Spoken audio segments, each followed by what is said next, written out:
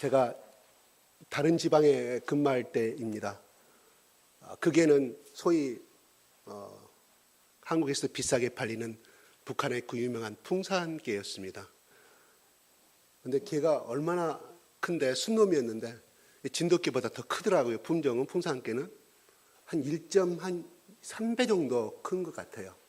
좀 우리 진돗개는 좀 애소하고 좀 그런 것이 있지만 풍산개는 입도 크고 머리도 크고 등치도 체중도 많이 나가요. 이 개가 나만 지나가면 짖기 시작하는데 저 개한테 때로는 돌도 던져보고 이놈 화가 나잖아요.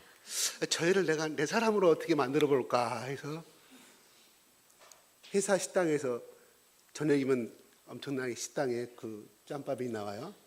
그래서 그거를 살짝 매일 저녁마다 배고플 때잖아요. 그 개가 하루에 한 끼밖에 안 먹어. 안 키우더라고요. 그래서 그 개를 줬어요. 그랬더니 내가 두 번, 세 번째 가니까 나를 기억하고 나를 저기서 보면 200m 앞에서 소리를 쳐요. 꼬리를 쳐요.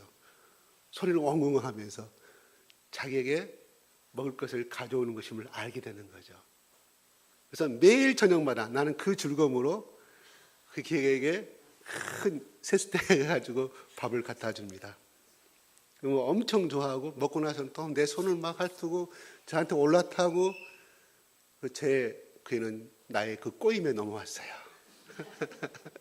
다시 말해서 내 사람이 된 거예요. 내 사람이. 주인은 내가 아니지만 그래서 낮에도 아침에도 지나가면 저 멀리서 꼬리를 치고 황황 하면서 자기의 조화함을 고백하는 것을 보게 됩니다. 저는 그것을 보고 말 못하는 개도 자기에게 먹이를 주고 사랑해주고 케어해주면 저렇게 좋아하는구나 하는 것을 느꼈어요. 마찬가지로 제가 어느 성도님한테 들은 거는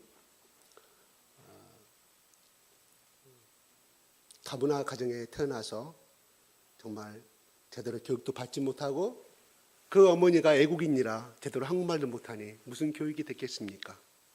그리고 가정도 곤란합니다. 그래서 항상 그 학교에서 그 반에서 왕따는 아니지만 그렇게 처진 사람이어서 그래서 그 사람을 케어하게 됩니다. 그 어린아이를. 됐을 때 1년 동안 사랑으로 또한 어떤 가지고 있는 지식을 통동원하여 사랑으로 케어해주고 교육해주니 그 아이가 자기 자존감이 회복이 되고 자신감이 되어서 그 반에 들어가서 선생님 말에 의하면 주도적이 되고 움츠러들지 아니하고 회복이 되더라는 것입니다. 그분의 제가 그 간증을 들었습니다. 미국에 어느 학교에서 있었던 이야기인데 어느 학급을 방문하게 되었습니다. 그래서 그 사람의 눈에 2명의 아이가 보였습니다. 저 노란 옷을 입은 아이와 저 남란 옷을 입은 소년. 선생님, 당신이 담임 선생님이십니까? 네, 그렇습니다. 저 두 아이는 매우 특별한 아이고 영특한 아이입니다. 제 눈에 보기에. 잘 부탁합니다. 하고 떠났습니다. 그가 학교를 졸업하게 될 때 담임 선생님으로부터 편지가 날아왔습니다. 어쩌면 학자님께서는 영특한 눈이 있어서 이 아이가 이 학교를 정말로 우등성적으로 졸업할 수가 있었습니다. 선생님의 말로, 학장님의 말로, 박사님의 말로 정말 영특한 눈을 가졌습니다. 이 박사님이 그 담임선생에게 편지를 보냅니다. 선생님, 저는 그 아이들을 잘 모릅니다. 다만 무작위적으로 그 두 사람을 그냥 지명한 것이 그들이 영리하게 보여서 또한 미련하게 보여서 한 것도 아니고 잘나게 보여서 한 것도 아니고 저는 그냥 짚어줄 뿐이었습니다. 선생님의 간신과 그 케어와 사랑이 그 아이들을 변화시켰기 때문에 훌륭한 아이로 졸업할 수가 있었다고 그 박사, 교육학 박사는 편지를 보냅니다. 그렇습니다. 사람은 개든 살아있는 생물이든 사람이든 간에 동물이든 간에 다 하나님의 피조물이기 때문에 바로 사랑을 필요로 하는 존재라는 것입니다. 왜냐하면 하나님이 그 피조물을 만드신 것은 사랑을 주기 위해서 만들었고 그를 통하여 하나님의 영광이 드러나게 하기 위해서 그들을 만들었고 창조하셨다는 것을 이런 예화를 들어서도, 실제적인 예화를 통해서도 우리는 알 수가 있다는 것입니다. 오늘날 사회에 문제가 생기고 흉악범이 생기고 살인범이 생기는 모든 이유가 그 사람이 정말 나빠서 그런 것입니까? 가정의 성장 배경을 살펴보면 다 드러나지 않습니까? 부모로부터 버림받았고 부모로 제대로 사랑을 받지 못하였고 교육을 받은 것이 못 받는 그런 둘째 이야기입니다. 성장 과정에서 사랑을 받지 못하고 버림받음으로 인하여 그 아이가 그렇게 삐뚤어지게 됐다는 것입니다. 누가 그 아이에게 우리는 손가락질할 수 있냐는 거죠. 부모에게. 이 사회를 향해서 우리는 손가락질을 해야 된다는 것입니다. 오늘 예수님이 말합니다. 오늘 저는 34절, 35절 가지고 여러분들과 같이 은혜를 나누고자 합니다. 사랑은 인간이 가지고 있는 것들 중에서 가장 아름답고 가치 있는 것이라고, 그래서 많은 유명한 작곡 작사가들이, 많은 유명한 가수들이 사랑을 주제로 많은 노래를 하는 것을 볼 수가 있습니다. 잘 나가는 곡일수록 다 인간의 사랑에 대한 갈구와 그 애달픔을 노래하는 것을 우리는 알 수가 있습니다. 사랑보다 우리의 삶을 보다 더 승화시키고 우리의 인격을 높여주는 것은, 감격시키고 감동시켜주는 것은 이 사랑이라는 것보다 더 가치 있는 것은 없다는 것입니다. 예수님은 이제 내일 아침 9시면은 십자가에서 죽어 돌아가실 것을 알고 계셨고, 그렇게 이 세상을 떠나야 할 제자들과 헤어질 운명 가운데 있는 가운데 있었습니다. 그런데 그들에게 내가 이 세상을 떠나면 12 제자들이 유다를 제외한 11명의 그 제자들 가운데 일어날 일들을 예수님은 다 보고 계셨다는 사실입니다. 분명히 저들은 떠나버릴 것이고 나를 배반할 것이고 남아있는 자들 가운데서 서로 누가 더 잘났는가 시기하고 경쟁할 사이임을 예수님은 아셨다는 사실입니다. 그들에게 해줘야 할 말이 무엇이며 그들에게 남겨줘야 할 이용과 모델이 무엇인지를 예수님은 잘 알고 계셨다는 것입니다. 그것은 그들에게 예수님이 안 계실 동안에 그들을 지탱하고 그들을 위로해주고 그들이 서로 비난과 핍박 가운데서 예수님 죽으신 다음에 자기들 가운데 다가올 핍박과 고난과 유혹과 협박 가운데서 살아날 수 있는 길은 서로 사랑이라는 그 이상이 없었기 때문에 예수님이 말씀하고, 오늘 본문 말씀 서로 사랑하라고 말씀합니다. 예수님은 그 최후의 만찬, 오늘 본문 말씀은 13장부터 나오는 최후의 만찬입니다. 사실은 마태복음 나오는 것처럼. 그런데 이 유월절 만찬 가운데서 유다가 예수님을 배반하고 팔 것에 대해 말씀하였습니다. 다른 제자는 전혀 눈치챌 수가 없었지만은 유다만큼은 주님의 말씀을 분명히 알았고 그는 밤이 깊었는데 그 자리를 떠나버리는 장면을 우리는 지난주의 말씀에서 우리는 보았습니다.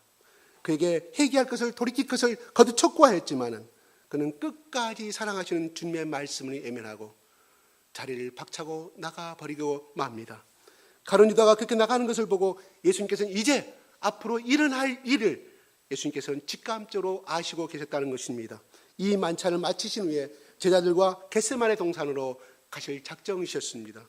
그것을 잘 알고 있는 가룟 유다는 틀림없이 대제사장들이 보낸 군사들을 이끌고 그곳 겟세마네 동산으로 이끌고 올 것을 알고 계셨으며 거기서 주님은 그들에게 잡혀 십자가의 길로 가시게 될 것이었습니다. 이제 그 죽음의 십자가가 바로 눈앞에 다가왔던 것입니다. 이렇게 십자가가 바로 눈앞에 다가왔을 때 예수님께서 제자들에게 이렇게 말씀합니다. 31절 32절 같이 한번 읽어보겠습니다.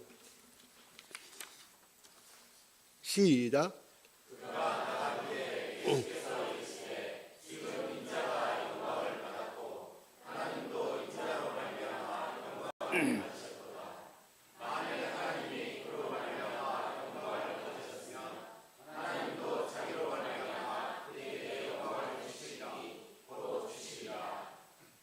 이제 내일 아침이면 죽어야 할 그 예수님께서는 이렇게 말합니다. 십자가를 영광으로 여기셨다는 것입니다.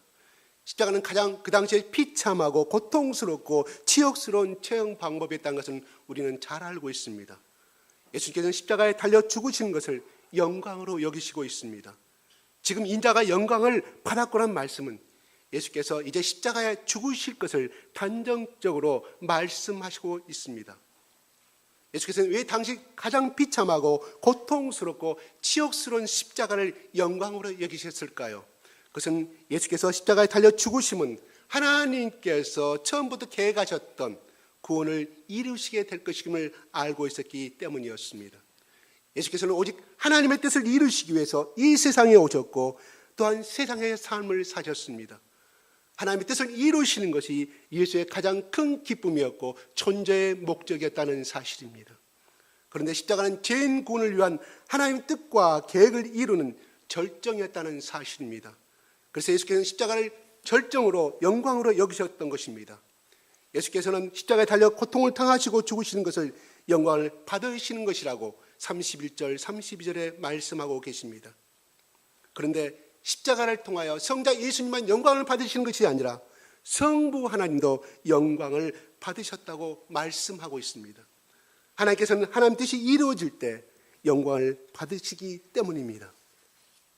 또한 성자 예수님과 성부 하나님은 하나이기 때문에 성자 예수께서 영광을 얻으시는 것이 바로 성부 하나님께 영광을 받으시는 것이기도 한다는 것입니다. 예수께서는 십자가에서 고난을 당하시고 죽으심으로 영광을 받으셨고 하나님을 영화롭게 하셨던 것입니다. 성부 하나님께서 성자 예수님께 영광을 주실 것이라고 말씀합니다. 만일 저로 인하여 영광을 받으셨으면 하나님도 자기를 인하여 그에게 영광을 주시리니 곧 주시리라고 32절에 말합니다. 여기서 영광은 하나님께서 십자가에서 죽으실 예수님을 부활시키시고 하나님 우편에 앉게 하실 것을 가리키고 있습니다. 뭐라고요? 영광은 하나님께서 예수 그리스도를 십자가에 다시금 죽음에서 일으키시고 하나님 보좌 우편에 앉게 하실 것을 구체적으로 가리키고 있는 말이라는 것입니다. 이제 예수께서는 하나님 뜻에 순종하시어 그 인류 구원이라는 세상의 구원이라는 하나님의 그 사랑을 이루시기 위해서 모든 것을 하나님께 맡기고 죽으시겠다는 예수님의 말씀을 우리는 엿볼 수가 있습니다. 예수께서는 하나님 아버지께서 내가 비참하게 십자가에 6시간 동안 달려서 죽을 것이지만 그냥 4배로도 주지 아니하시고 죽은 지 3일 만에 다시 자기를 살리셔서 하늘에 오르사 처음의 영광을 회복시킬 것을 예수님은 믿고 알고 있었습니다. 예수께서 이것을 얼마나 확실히 믿으셨던지 35절 후반부에 이렇게 말합니다. 영광을 주시니 곧 주시리라고. 얼마나 확신에 찬 말씀입니까? 가룟 유다는 이렇게 말씀하시는 예수님의 내용을 끝까지 십자가를 이해할 수가 없었습니다. 지난 시간에 우리 배웠던 것처럼 유다는 정의감에 불타는 청년이었습니다. 그는 예수님께 능력을 받아서 그들이 12제자, 70인 제자들이 파송받아서 세상에 나가서 병든 자를 안수하고 귀신 든 자를 안수하였을 때 귀신이 물러나가는 것을 벗고 사단이 하늘에서 떨어진 것을 체험한 사람이 바로 유다입니다. 그 유다가 그렇게 하나님을 체험하고 예수님의 사랑을 체험한 사람이지만 그가 왜 예수 그리스도를 끝까지 하나님의 아들로 영접하지 못하고 은 30냥에 팔아버린 사람이 되었습니까? 바로 자기는 예수 그리스도를 통하여서 이 땅에 독립의 역사를 이루고자 하는 그 열망이 너무나 강하였고 그의 평소에 사는 자기 사상이고 이데올로기였습니다. 그렇게 생각했던 자기 스승이 죽은다는 말만 하고 또한 이상하게 서로 상기라는 말과 발만시키라는 이런 이야기를 하니 가룟 유다는 그 예수 그리스도를 받아들일 수가 없었다는 사실입니다. 다시 말씀드려서 예수께서 이 땅에 오셔서 행하고자 하는 그 고귀한 뜻을 가룟 유다는 받아들이지 못하였다는 것입니다. 세상에는 많은 이데올로기가 있습니다. 공산주의와 민주주의와 각기 또 많은 철학이 난무합니다.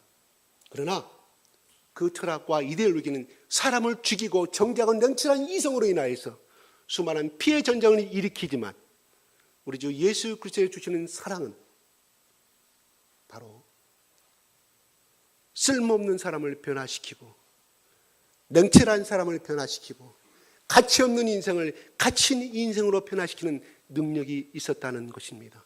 오늘날도 유다처럼 정의감에 불타서 열렬히 활동한 사람이 얼마나 많이 있습니까?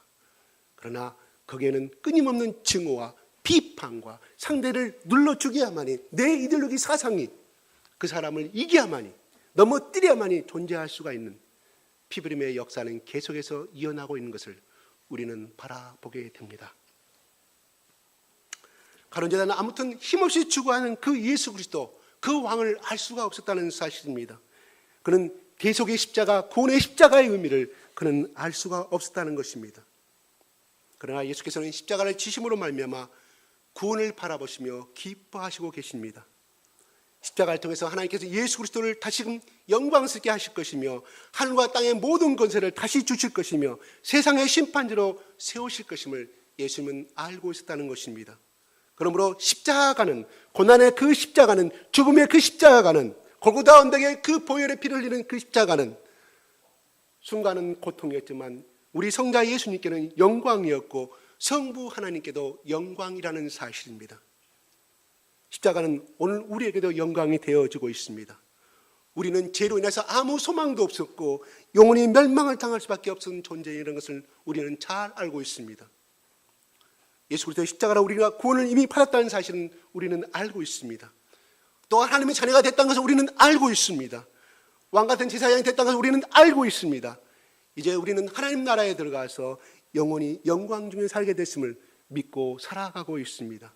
그 하늘의 소망이 있기에 때로는 나에게 유혹이 다가오고 때로는 나에게 좌절이 다가오고 시련이 다가오고 어려움이 다가오지만, 핍박이 다가오지만 하늘의 그 소망을 두고 우리는 사는 하나님의 백성이기에 우리는 내가 겪는 이 고난과 좌절을 순간순간 이기고 살아가는 힘을 얻고 살아가고 있다는 사실입니다. 바로 같이 예수 그리스도의 보혈의 십자가는 오늘 우리에게도 영광이 되어 있습니다.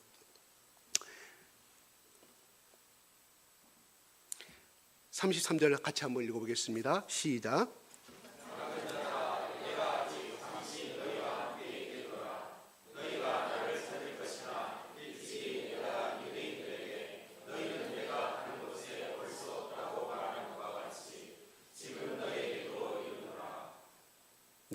예수께서는 이 마지막 순간에 제자들에게 위로와 사랑의 메시지를 전합니다. 이제 제자들을 남겨두고 세상을 떠나 아버지 하나님께로 돌아가실 것임을 말씀하고 있습니다. 이제 세상에 남겨진 제자들을 위해서 주님께서는 매우 귀중한 유언을 남기십니다. 그것은 제자 공동체를 유지하기 위한 강력한 어떤 조직이나 처세나 어떤 계율이 아니었습니다. 예수께서는 세상에 남겨질 제자들을 위해서 주신 마지막 유언과 대책은 서로 사랑하라는 것이었습니다. 34절 35절 읽어보겠습니다. 시작.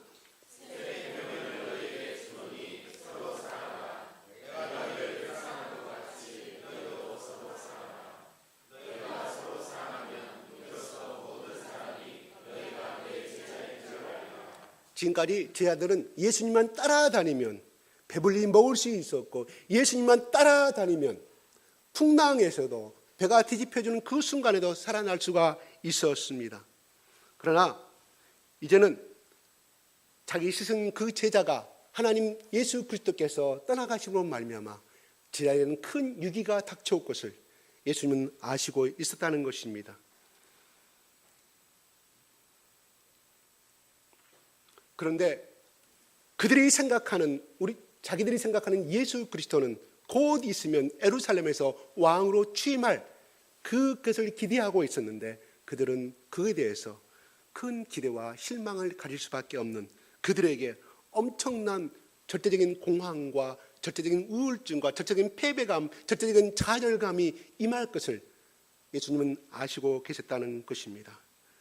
그들을 붙잡아 주시면 이제 안 계실 것입니다. 베드로가 어떻게 되었습니까? 예수님을 모른다고 3번이나 부인하고 스스로 좌절하여 고기 잡는 업으로 돌아가고 있다는 것을 우리는 잘 압니다. 제자들은 서로 비난하고 싸우다가 흩어질 가능성이 있었다는 것입니다. 이러한 위기를 어떻게 극복해 갈 수 있겠는가? 그 대책은, 예수께서 바라보시는 대책은 서로 사랑하는 것 길밖에 없었다는 것입니다. 서로가 사랑으로 위로하며 붙들어주고 하나가 될 때 제자들은 이 모든 일을 이겨낼 수가 있게 될 것을 예수님은 아셨다는 것입니다. 그들이 서로 사랑할 때 성령께서 그들 가운데 강하게 역사하실 것이며 세상 사람은 그들이 예수님의 제자라는 사실을 분명히 알게 될 것이라는 것입니다. 이 사랑으로 그들은 서로 위기를 극복하고 세상에 그들의 선생님이며 주인이신 예수 그리스도를 분명히 보여주며 전하게 될 것입니다. 그래서 예수께서는 그들에게 서로 사랑하라는 유언을 남기시고 계십니다. 34절 다시 한번 읽어보겠습니다. 시작. 새 계명을 너희에게 주노니 서로 사랑하라. 내가 너희를 사랑한 것 같이 너희도 서로 사랑하라. 마태복음 22장에 이런 말씀이 나옵니다. 한 율법사가 예수께 물어봅니다. 선생님이요, 율법 중에 어느 계명이 가장 큽니까? 예수님이 말합니다. 내 마음을 다하고 뜻을 다하고 주 너희 하나님을 사랑하라 하셨으니 이게 크게 첫째 되는 계명이요, 둘째는 내 이웃을 내 몸과 같이 사랑하라 하셨으니 이 두 계명이 온 율법과 선지자의 강령이라고 말씀합니다.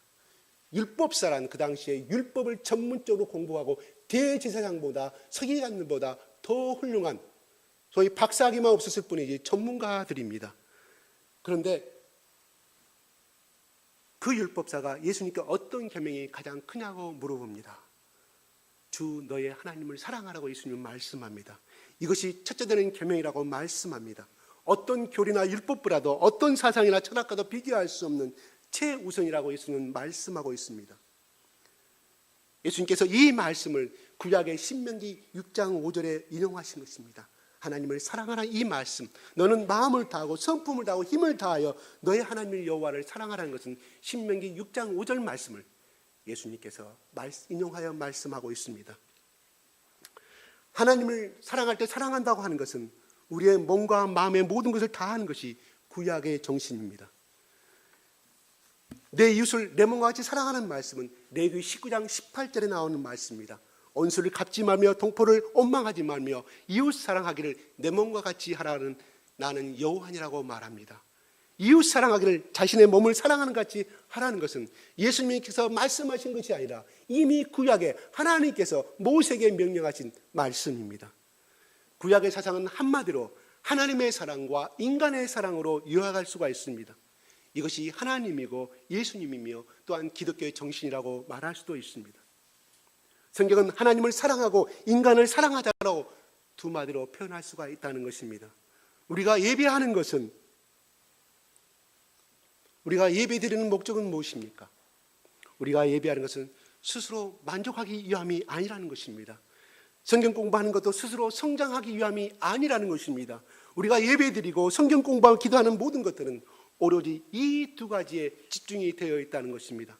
첫째는 하나님을 사랑하는 것이고 두 번째는 이웃을 사랑하는 것입니다. 이 세상에 사랑보다 더 높은 사상이 없다는 것을 잘 압니다. 사랑보다 더 큰 철학이 없으며 사랑보다 더 높은 가치가 없음을 성경은 말씀하고 있습니다. 요한일서 4장 7절 8절에는 이렇게 말합니다. 사랑하는 자들아 우리가 서로 사랑하자고 말합니다. 사랑하지 아니하는 자는 하나님을 알지 못하나니 이는 하나님은 사랑이기 때문이라는 것입니다. 하나님을 빼놓고 사랑을 말할 수가 없고 사랑을 빼놓고는 하나님을 말할 수 없다는 것입니다.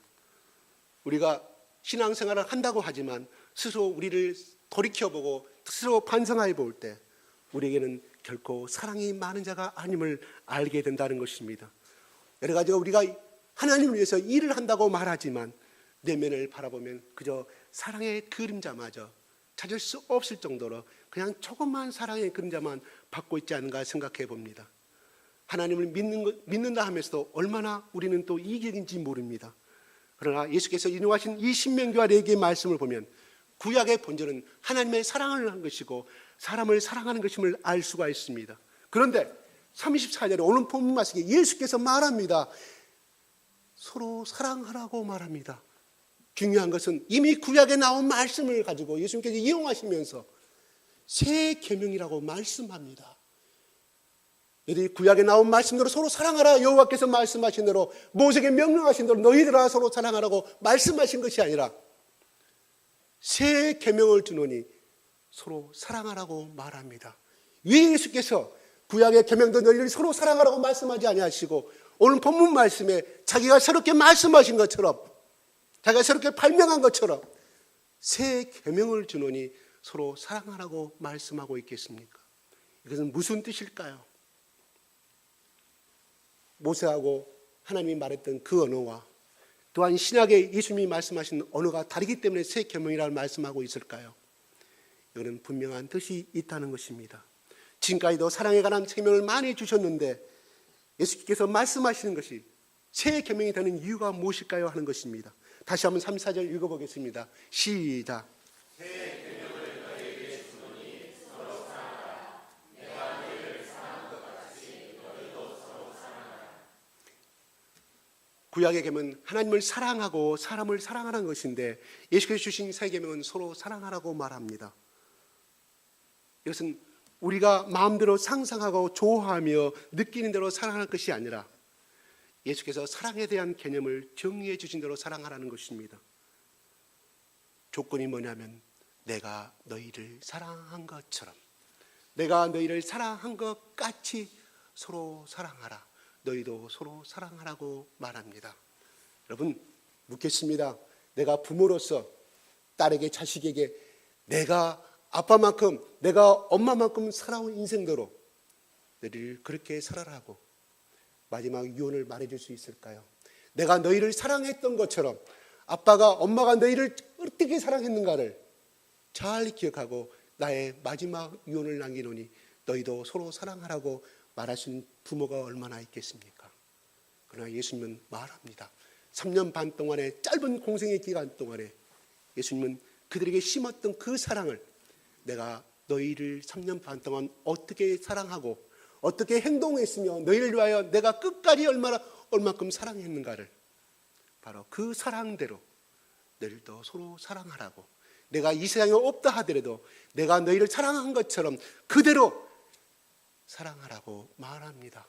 구약의 사랑하라는 그것은 하나님께서 모세에게 주신 말씀이지만 예수님께서 인간의 몸으로서 어떻게 인간은 이렇게 최선을 다해서 사랑할 수 있는가를 그들에게 보여주었고 그들에게 행동하였고 그렇게 말씀하였던 대로 그렇게 사랑하라고 예수님은 자신 있게 그렇게 말씀하고 있다는 것입니다. 그래서 예수께서 주신 계명은 새 계명이 된다는 사실입니다. 그 기준이 어디입니까? 바로 내가 너희를 사랑한 것 같이 그게 기준이요 동기라는 사실입니다. 이것은 내 기분대로 사랑하는 새 계명이 아니라는 것입니다. 우리가 사랑하지 않는 게 아니라 우리 스타일대로 생각대로 사랑하는 것은 분명합니다. 내가 내 아내를 사랑하는 것도 내 스타일대로 내 기분대로, 내가 내 자식을 사랑하는 것도 내 스타일대로 내 기준대로 우리는 사랑하고 있다는 것입니다. 그래서 최선을 부모는 다했다고 하지만 그 자식은 부모로부터 상처를 받아서 결국은 다른 길로 가버리게 되는 것이 우리는 많이 보게 되는 이유가 무엇입니까? 바로 내 기준대로, 내 취향대로, 내 느낌대로 자식들에게 강요하고 했다는 그 자체가 바로 아이들을, 나는 부모는 생각을 자식들에게 많은 것을 주었는데 왜 자식들은 내 마음을 모를까 하는 탄식 아닌 탄식을 합니다. 물론 그게 동의도 할 수 있지만은 그러나 그것은 내 기준이었고 내 기분대로 내가 내 동기대로 하였기 때문에 그것이 옳고 그름이 없어지고 예수님의 기준으로 보게 되면 잘못된 교육으로, 또한 교육과의 심리학자의 방식도 기준으로 보더라도 한참 잘못된 교육대로 심어주고 하였기에 애들은 용수철처럼 뛰쳐나갈 수밖에 없다는 것입니다. 우리가 하나님을 믿는 것도 혹시나 우리의 마음대로 믿는 것이 아닌지 한번 돌아볼 필요가 있다는 것입니다. 자신의 감정이나 생각의 기준으로 작용한다는 것입니다. 주일날 예배하고 싶으면 오고 학교에 가고 싶으면 가고 또한 말고 싶으면 오지 않으면서도 교회에 다닌다고 말합니다. 싶으면 하고 싫으면 하지 않으면서 자기 마음대로 결정하면서 행동하면서 하나님을 사랑하고 봉사한다고 우리는 그렇게 생각하며 살아가고 있다는 사실입니다. 그것은 하나님을 믿는 것도 하나님을 사랑하는 것도 하나님께 봉사하는 것도 아닌 자기의 착각이고 자기의 연민이라는 것입니다. 사랑의 기준은 우리가 불쌍히 여기고 우리의 도덕성과 윤리성을 만족시키는 것이 아니라는 것입니다. 예수께서 우리를 사랑한 것처럼 우리도 하나님을 사랑하면서 서로 사랑하는 것입니다. 예수께서 말씀하신 세 계명을 구약의 계명들과 비교해 본다면 세 가지로 우리는 요약해 볼 수가 있습니다. 첫째는 사랑의 대상입니다. 구약에서 사랑의 대상은 이방인이 제외된 것이었습니다. 유대인끼리 서로 사랑하는 것이었습니다. 부모가 자식을 위해 어떠한 지경에도 삼을 수 있는 것은 내 핏줄이고 내 가족이고 내 사랑이기 때문에, 내 혈통이기 때문에, 내 자식이기 때문에 남의 자식을 위해서는 그렇게 하지 못한 것과 같은 그런 같은 이치입니다. 구약의 사랑은 하나님께 선택받은 동족끼리라는 한계가 있다는 사실입니다. 그러나 예수께서 주신 계명은 사랑의 대상을 한계를 구분하지 아니한다는 것입니다. 모든 민족과 열방을 포함한 유대인이나 이방인이나 한국인이나 아시아인이나 베트남인이나 아프리카인이나 어리석은 자나 백인이나 흑인이나 가릴 것 없이 하인이나 됐든 남종이 됐든 여종이 됐든 간에 언어의 장벽을 넘은 인종을 넘어선 사랑하는 것입니다. 사랑이라고 하는 것은 모두 같은 것은 절대 아니라는 것입니다. 우리가 하는 사랑과 하나님께서 하시는 사랑은 전적으로 차원이 다르다는 것입니다. 우리의 기준이 아닌 하나님께서 사랑하시는 기준을 예수께서 새 계명을 주신 것입니다. 예수께서 우리를 위해서 사랑하신 것처럼 우리가 서로 사랑하라는 것이 새 계명인 것입니다. 둘째는 사랑의 한계입니다. 구약의 사랑은 어떤 것입니까? 우리가 율법 그러면 계명 그러면 어떤 생각이 들어갑니까? 이 계명을 지키지 않으면 내가 죽어야 되는 목숨이 아닙니까? 안식일에 일하지 말라고 했을 때 구약 어떻게 됐습니까? 하나님이 다 죽여라고 하지 않습니까? 안식일 날 나가서 일하였을 때 하나님이 가차없이 죽이라고 말씀하셨습니다. 어마어마한 말씀입니다. 하나님 무서운 말씀입니다. 그러나 어떻게 보면 하나님은 휴머니즘이 아닌 너무 독재주의라 생각할 수 있지만 그 당시에 그들에게 올바른 계명을 심어주고 하나님의 선민을 삼기 위해서는 어쩔 수 없는 방법이었다는 것입니다. 오늘날 우리가 주일날 예배 참석하지 않는다고 해서 주일날 일하러 나간다고 해서 하나님이 우리에게 벌을 줍니까? 아니죠. 그의 구약과 신약의 차이입니다.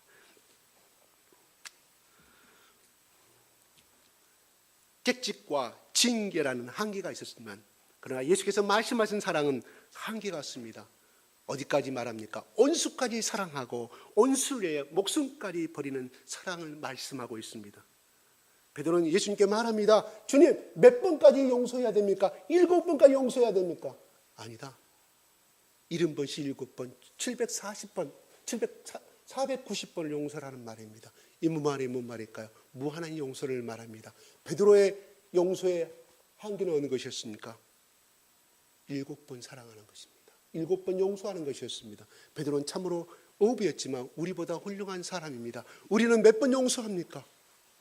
2번. 이번 한 번만 더 엄마 말 안 들으면 너 가만히 안 놔둘 거야. 이번 한 번만 더 하면 너 어떻게 할 거야? 이게 우리 한국인의 정서고 우리들의 한계의 사랑입니다. 그래서 친구와도 아무리 친하고 하더라도 너 이번만 내가 용서해 주지만 다음부터 한 번만 더 그러면 절교야. 너와 나는 끝이라고. 이게 우리의 한계고 젊은이들의 사랑의 한계입니다. 베드로는 예수님을 3번 배반하고 예수님을 저주하고 도망갔지만 베드로는 우리보다 더 사랑이 많은 사람이에요. 7개의 마음의 용서의 그릇을 갖고 있는 사람이죠. 우리는 한두 개, 그것도 깨지고 깨진 거. 우리 베드로 정죄하지 마십시오. 훌륭한 사람입니다. 예.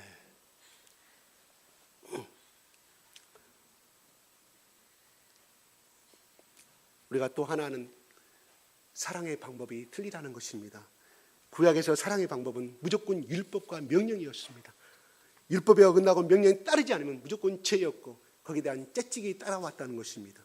그러나 예수의 사랑은 의무적이거나 율법적이지 않다는 것입니다. 예수께서 사랑하신 방법은 본인이 먼저 우리에게 본을 보여주셨다는 것입니다. 예수님의 사랑은 솔선수범해주는 모범적인 사랑이었습니다. 우리는 손가락 지시 사랑을 많이 합니다. 손가락 차짓 사랑을 많이 합니다. 입으로 지시하는 사랑을 많이 합니다. 이거 하라, 저거 하라, 이거 하면 안 돼, 저거 하라, 이렇게 하라는 것이 우리가 자식들을 향한 사랑의 방법이 아닙니까? 우리는 입으로 손가락으로는 사랑을 참으로 많이 합니다. 어떤 사람은 자신이 기도를 열심히 하고 1시간, 2시간 한국교회에 빠져서 일어납니다. 그러면서 화려하게 기도하느냐, 그 기도가 자신인 것처럼 착각하게 된다는 것입니다. 그러나 그것이 사랑은 아니라는 것입니다. 자기 연민의 착각이지 사랑은 절대 아니라는 것입니다.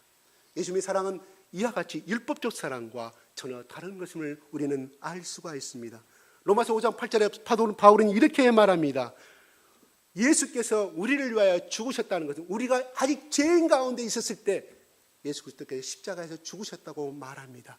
그러므로 예수 그리스도께서 우리의 사랑을 향해서 확증하셨다고 말합니다. 우리가 의인되었을 때 예수 그리스도 십자가에 죽으시고 우리의 사랑을 확인하셨다는 것이 아니라 우리가 아직 죄악 가운데 추악한 가운데 우상을 섬기고 하나님을 알지 못하고 하나님 보시기에 슬픔의 죄를 범하고 있을 때, 악한 죄를 범하고 있을 때 예수님께서 십자가의 보혈로 죽으셨다는 것이 바로 하나님 우리를 얼마나 사랑하시고 예수 그리스도께서 얼마나 우리를 사랑하신다는 확실한 증거를 보여주셨다고 사도 바울은 자신 있게 말씀하고 있다는 것입니다.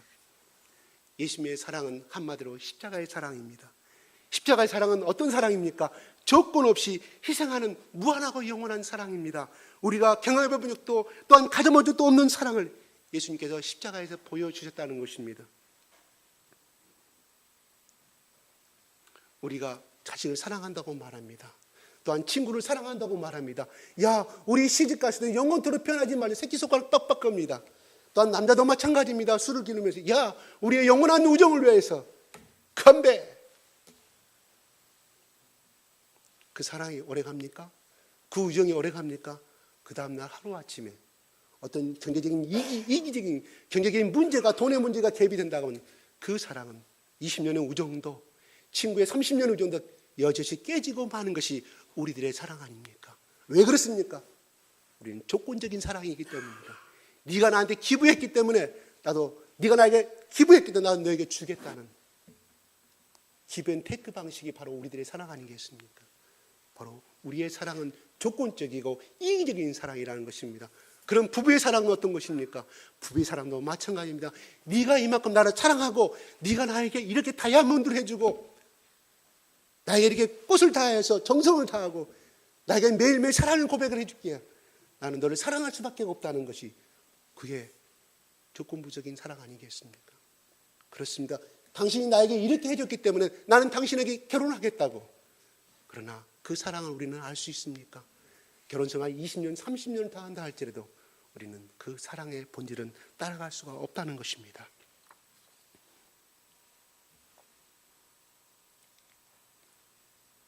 예수께서 주신 세 계명이 독특한 것은 주님께서 친히 본을 보여주셨다는 점과 그 사랑이 이성과 훈련과 노력과 의지로 오지 아니하고 가장 인간의 그 본능과 제약된 본성을 회복시킬 수 있는 것이 바로 보혜사 성령님을 통해서만이 우리는 내 이기적인 사랑과 이 무조건적인 사랑을 행할 수가 있다는 것입니다. 그래서 로마서 5장 5절에 이 사도 바울은 또 그렇게 말합니다. 소망이 부끄럽게 아니함은 우리에게 주신 성령으로 말미암아 하나님의 사랑이 우리 마음에 부음받음이라고 말씀하고 있습니다. 바울이 이 성령의 하나님을 만났기 때문에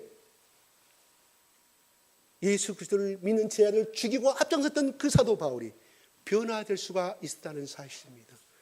이 성령님을 만났기 때문에 예수 그리스도가 하나님의 아들임을 알게 됐고 신약과 구약의 모든 말씀이 진리임을 알게 되었다는 것입니다. 자기 노력으로 된 것이 아닙니다. 구약은 자기 노력으로 열심히 공부했던 것은 알지만 구약 속에 담긴 예수 그리스도의 구속의 십자가의 사랑을 그는 성령 하나님을 만남으로 말미암아 그는 알게 되었다는 것입니다. 그래서 그는 베냐민 지파와 가말리엘 제자라는 그 유명한 스펙을 다 버리고 쓰레기를 여기고 오직 예수 그리스도를 향한 목표를 삼고 그는 예수 그리스도의 제자로서 핍박을 즐거움으로 여기고 오직 하늘의 소망을 두고 달려갈 수가 있는 고백을 할 수가 있었다는 것입니다. 사랑은 성령으로 부어주신 것입니다. 불은 모든 것을 태워버리는 능력이 있습니다. 불은 우리의 추운 몸을 따뜻하게 하는 능력을 가지고 있습니다. 마찬가지로 우리가 성령을 통해서만이 우리의 강팍한 마음과 또한 이기적인 마음을 녹일 수가 있다는 사실입니다. 다시 말씀드려서 하나님의 사랑을 만난 자만이, 하나님의 사랑을 부은 자만이, 그는 바로 예수님 이 땅의 작은 예수로서의 그 삶을 살아갈 수가 있다는 것입니다. 우리가 새 계명을 지키는 방법은 두 가지밖에 없습니다.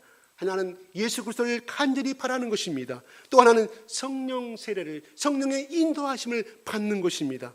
사랑도 전하고 봉사도 하고 전도도 하는 것도 다 내 인간의 의지와 내가 해야 하기 때문인 것이 아니라 성령께서 주시는 힘으로 말미암아니 우리는 예수께서 원하시는 새 계명을 실천할 수가 있다는 것입니다.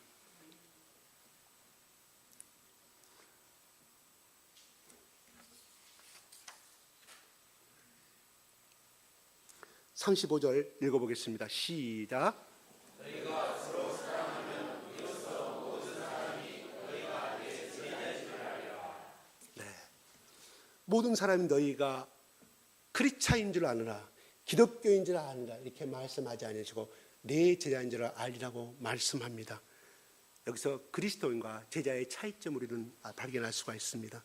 그리스도인이란 예수를 믿고 세례를 받고 하나님의 된 사람, 하나님의 자녀가 된 사람들은 그리스도인인 것은 확실한 사실입니다. 그래서 우리는 그거를 한자말로 기독교인이라고 말합니다. 예수님의 제자란 제자 훈련을 받은 사람을 말하는 것이 아니라 예수께서 사랑하신 것 같이 서로 사랑하는 사람을 말합니다. 오늘 35절 말씀을 기준으로 놓고 말씀하는 겁니다. 일정한 단계를 거쳐야 되고 말씀의 훈련을 받아야 되고 10단계 공부해야 되고 신구약을 다 공부하고 통달해야만이 제자가 된다는 것이 아니라는 것입니다. 우리는 흔히들 일반 교회 다니는 사람들에게 많이 이런 말을 듭니다. 목사님한테 상처받아서, 어느 집사님한테 상처받아서 교회 안 다니고 신앙을 잃어버렸다고, 그 교회 다니기 싫다고, 교회는 사랑이 없는 곳이라고, 이런 이야기를 여러분 사회에서 만나는 사람들, 직장에서 만나는 사람 중에서 그런 마음을 많이 듣지 않습니까?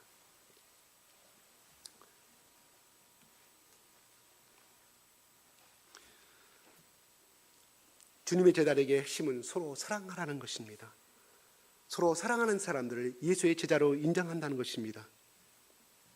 우리가 예수님의 제자가 된다는 것을 확인하고 증명하는 것은 예수에 대한 믿음을 고백하고 세례 반대에 있지 아니한다는 것입니다. 서로 용서하고 사랑하며 하나가 되는 것에서 예수의 제자임을 알게 된다는 것입니다. 예수님의 제자라고 하면 서로 싸우고 분열하고 미워한다면 그리스도인은 분명히 됩니다. 싸운다고 해서 그 사람이 지옥에 가는 건 절대 아닙니다. 그가 예수 자녀임을 확실히 믿고 예수 구원받은 사람을 내가 확실히 믿는 그 사람은 분명히 천국 갑니다. 싸워도 미워도 천국 가는 것은 확실한 사실입니다. 우리가 한국 땅에 살면서 교통법 위반했다고 해서 음주운전 했다고 해서 한국 시민권이 발달됩니까? 한국 국적이 발달됩니까? 천만의 말씀 노! 한국 국민임을 확실한 사실인 것처럼 우리가 싸우고 미워하는 것은 지옥에 가는 것은 절대 아니라 천국 가는 백성임을 분명히 안다는 것입니다. 그러나 그리스도인 될지는 몰라도 주님의 제자는 되지 못한다는 것입니다. 우리가 제자임을 자신 있게 우리가 밝히려면 서로 용서하고 서로 하나 되며 하나가 되는 것입니다. 35절 다시 한번 읽어보겠습니다. 시작. 너희가 서로 사랑하면 이로써 모든 사람이 너희가 내 제자인 줄 알리라. 예수 그리스도에서 최후의 만찬에서 주신 메시지는 서로 사랑하고 존경하며 섬기고 격려하라는 것입니다. 제자의 훈련이 없었다고 할지라도 사랑하고 용서하고 봉사하고 헌신하고 섬김이 있다고 하면 그 사람은 하나님께서 보시기에 예수의 제자임을 인정받는 것이고 남들의 눈을 통해서도 인정받는다는 것이 되는 것입니다. 여러분, 교회의 본질은 사랑하는 데 있습니다. 아무리 어렵고 힘들어도 예수께서 주신 계명을 기억하고 살다가 보면 또한 삶에서 그대로 적용할 때 주님의 사랑을 실천할 수 있는 예수 그리스도의 제자의 능력이 나타나게 된다는 것입니다. 다 같이 기도하겠습니다.